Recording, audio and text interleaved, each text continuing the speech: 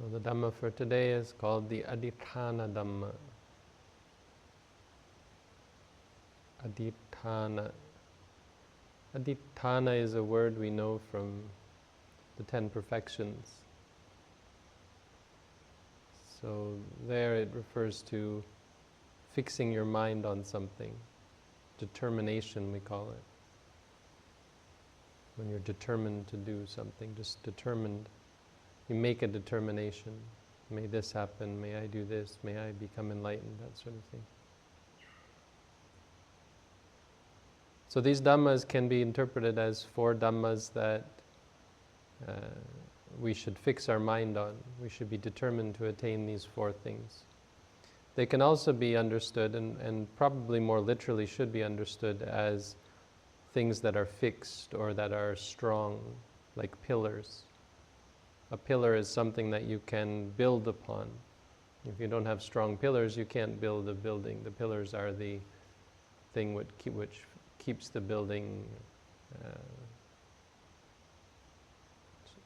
stable and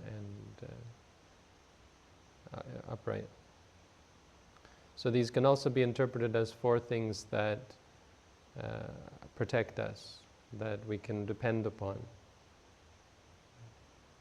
that free us from the uncertainty of samsara, the uncertainty that comes from being buffeted around. When we lack these 4 things, we just wander like a boat adrift on the ocean. So the 4 adhitthāna are panna, wisdom, sacca, truth, caga, sacrifice, and upasama, tranquility or peace. So these 4 things are called the Adhitthāna Dhamma from the Saṅgiti Sutta, Digha Nikaya 33.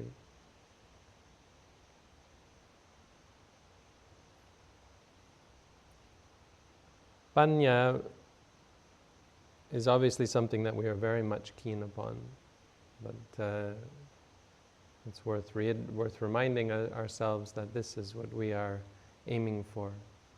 We make determination, may I be wise, may I gain wisdom. Our inclination to practice vipassana is of this sort. We have come to practice vipassana because we are inclined to gain wisdom. Wisdom is it's of 3 kinds when you talk about the origin. The first is suttamaya panya, from listening. So listening to a talk on the Dhammā, listening to the Buddha speak, of course, would be the ideal. Listening to a teacher, an arahant who has passed down the Buddha's teaching. But even just reading the Buddha's teachings in the suttas, this is suttamaya panya. Nowadays you can read and you can consider that like hearing. Even though you're not hearing it, you're hearing the words in your mind by reading them. The second is cintamaya panya, from thinking about or trying to understand the teachings. Obviously just repeating them, reciting them, even just reading them doesn't get you anywhere unless you understand them. So when you think about the teachings, this is cintamaya panya. These 2 kinds of wisdom really don't get you all that far. They obviously aren't enough to lead to enlightenment. You can't just hear the Buddha's words and become enlightened, no matter what anyone says. But even thinking about the Buddha's teaching intellectually, it may seem obvious, but sometimes it's quite subtle, where a meditator will narrate to themselves, yes, this is impermanent, yes, this is suffering, yes, this is non-self, oh yes, this one is unsatisfying, I can see because of this and this and this.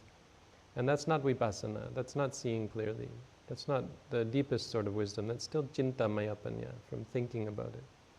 It's not strong enough to free you from samsara, to free you from craving and clinging. It's not strong enough to lead to enlightenment. The third type of wisdom is bhavanamaya panya, from mental development.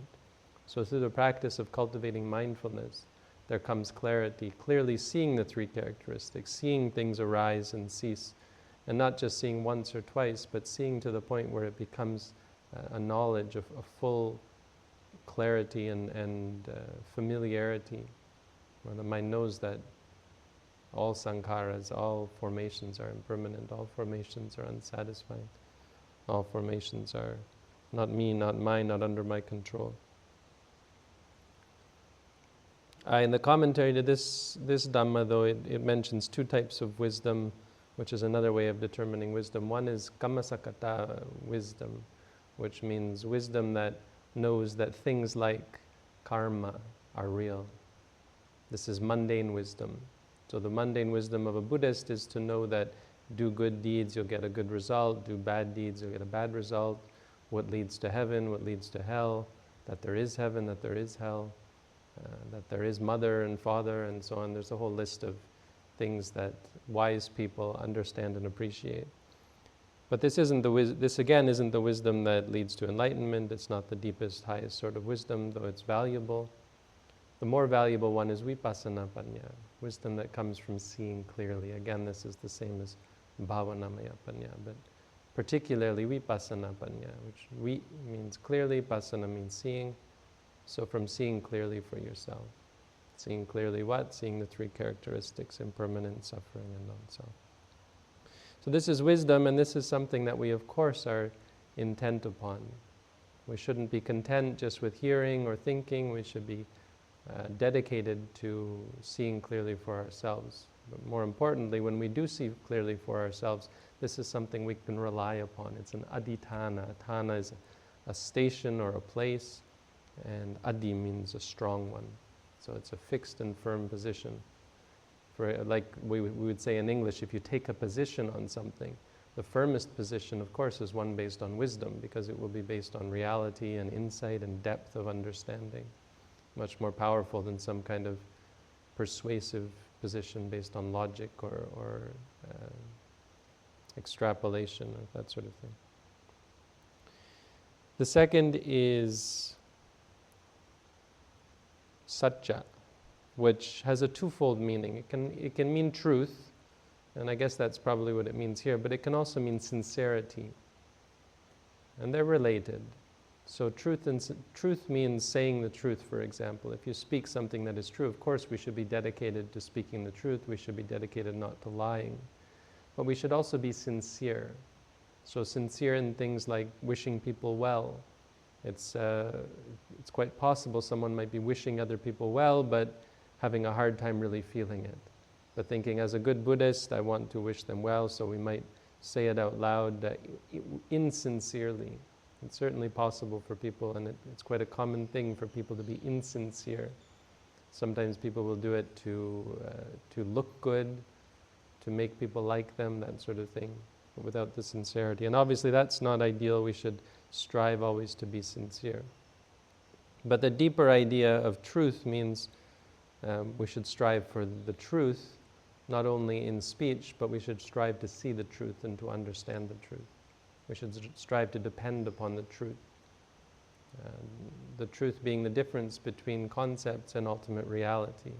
We shouldn't be dependent upon ideas or things, people, places, and so on. In Buddhism, the focus is more on the senses, so we should be focused more on the ultimate reality of experience. Seeing is real, hearing is real, smelling, tasting, feeling, thinking. This is something that we can actually come in contact with. When you rely on things like people and places and things, you can never come in contact with these things. And so our problems, if they are conceptual, if you say your problem is this sickness or that sickness, or your problem is genetic or that sort of thing, all these things are conceptual. We're just thinking about them. We're not actually experiencing them. That's why the Buddha said, remember, focus on the senses. This is what's real, what's here, what's now. This is what's really the truth, sacca. The third is caga, and caga is of two kinds as well. Amisa caga, which means sacrificing things, physical possessions. Now as monks we've done this to a great extent. We've given up a lot, even though nowadays monks have things like phones and even computers.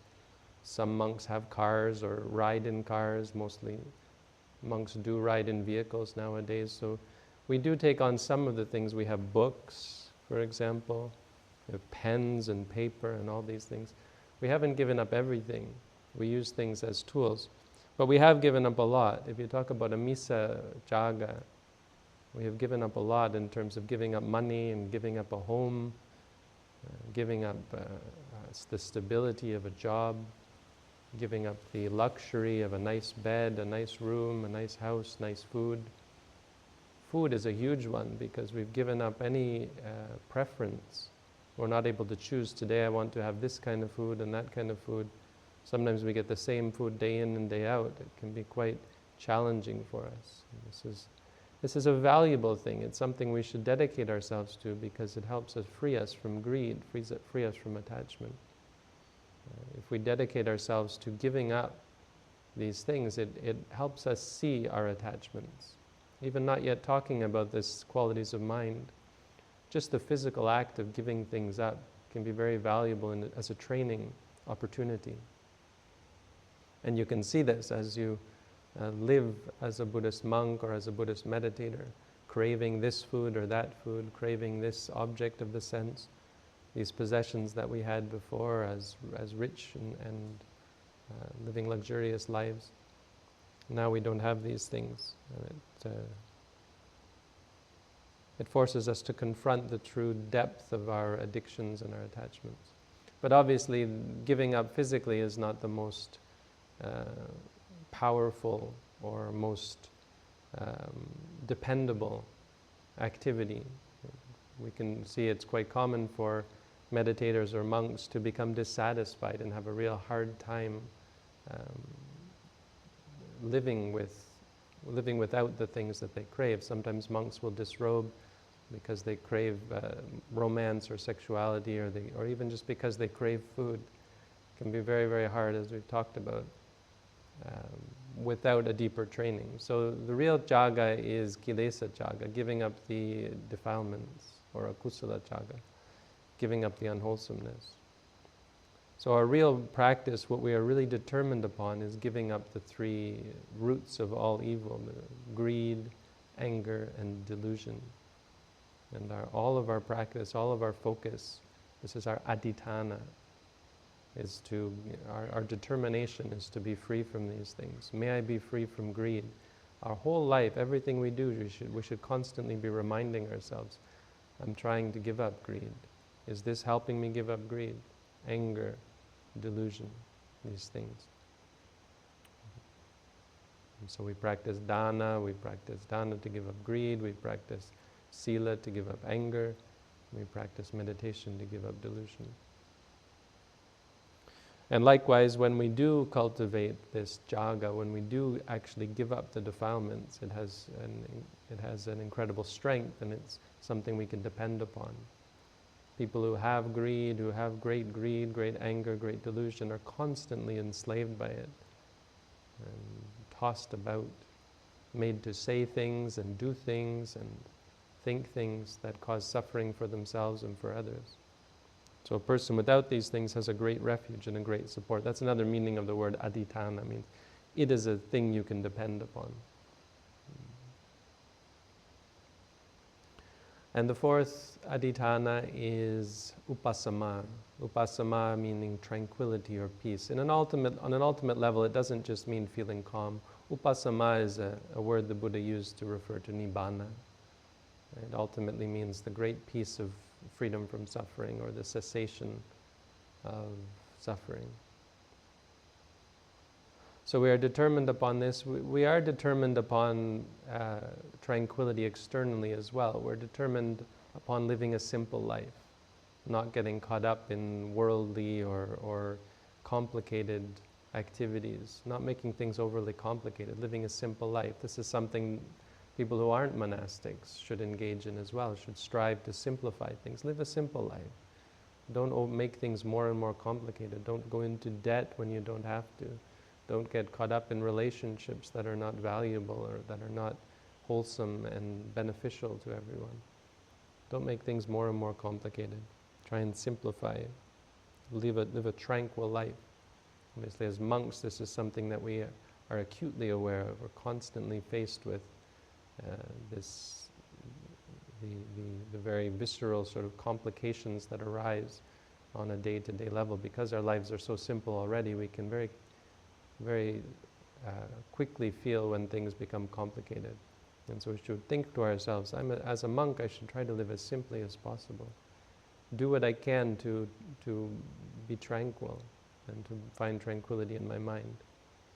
But most importantly, and what we are really determined upon, is the attainment of Nibbana. This is why we undertake not just ordinary meditation, but we undertake the meditation that we call vipassana, means meditation to see clearly. We don't just want to feel calm, we want to see the three characteristics. We want to see that the things that we cling to are not worth clinging to. We want to face them. Face the things that we are scared of, face the things that we like and dislike, and things we doubt and worry about. And understand them, become familiar and see them clearly until we give up greed, we give up anger, we give up delusion, because we see they're not worth reacting to, they're not worth getting upset about. And then the mind lets go and we become free from suffering, attaining Nibbana, which is the true upasama. This is what we are determined on Nibbana as Buddhists. And more importantly, once you attain Nibbana, a person who has attained Nibbana is a sotapanna at the very least. And this is the greatest refuge, the greatest support, the greatest thing that saves us from the wandering aimlessly in samsara, tossed about by the defilements, by wrong view and by greed and by anger and all these things. So it's the greatest support that we have. These are the 4 Adhitthāna Dhammā, something that, just another way to understand the Buddha's teaching, understand the practice that we undertake. Good things, as always, as with all these things, good things that to remind ourselves of, that keep us on the path and keep us striving, reminding us that we strive, and this is what we strive for. So that's the Dhammā for today.